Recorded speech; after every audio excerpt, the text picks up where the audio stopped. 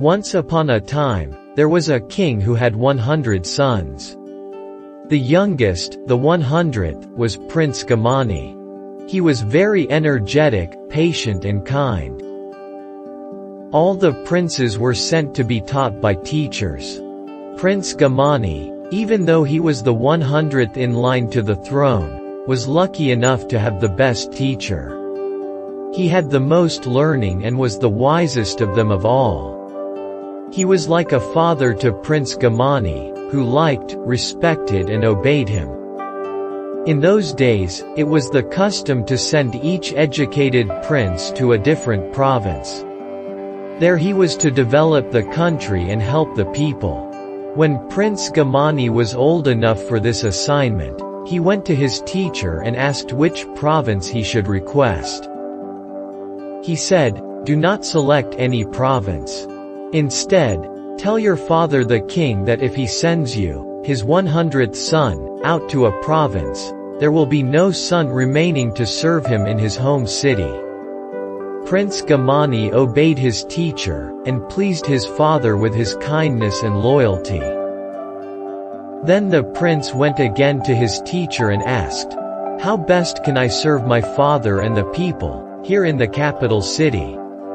The wise teacher replied, "Ask the king to let you be the one to collect fees and taxes, and distribute benefits to the people. If he agrees, then carry out your duties honestly and fairly, with energy and kindness."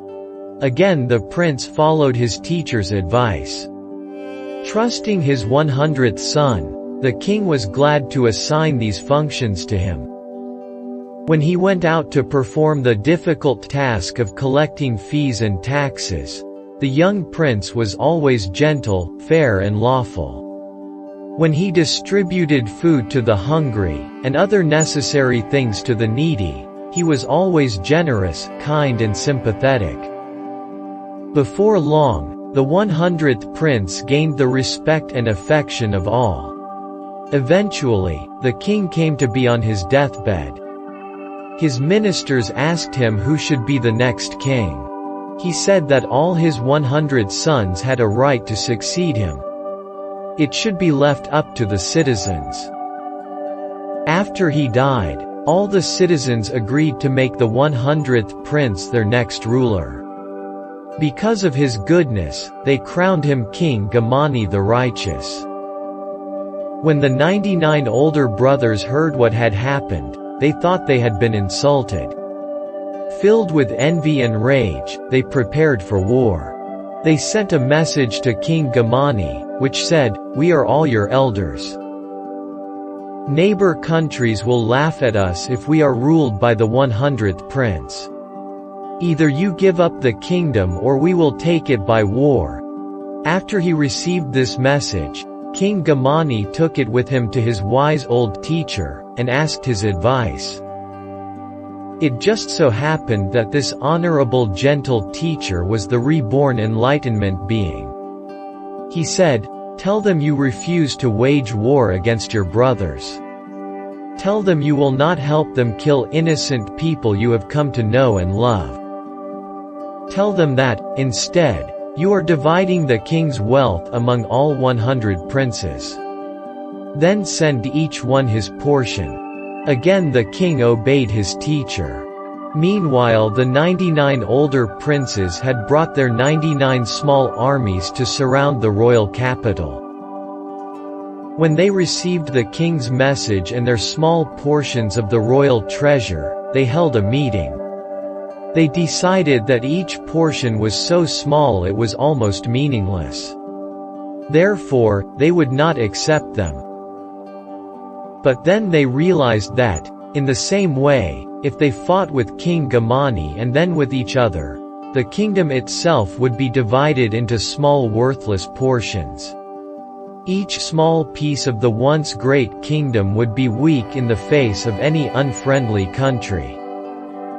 So they sent back their portions of the royal treasure as offerings of peace, and accepted the rule of King Gamani. The king was pleased, and invited his brothers to the palace to celebrate the peace and unity of the kingdom.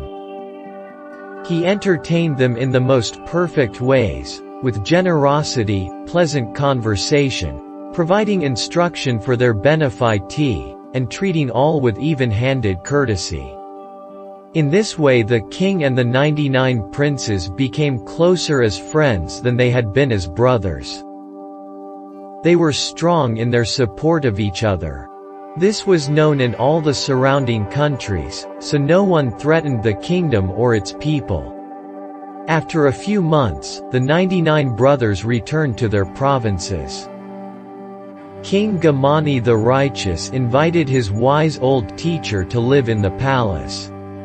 He honored him with great wealth and many gifts. He held a celebration for his respected teacher, saying to the full court, "I, who was the 100th prince, among 100 worthy princes, owe all my success to the wise advice of my generous and understanding teacher. Likewise, all who follow their wise teacher's advice will earn prosperity and happiness. Even the unity and strength of the kingdom, we owe to my beloved teacher." The kingdom prospered under the remainder of the generous and just rule of King Gamani the Righteous. Moral is: one is rewarded 100-fold for following the advice of a wise teacher.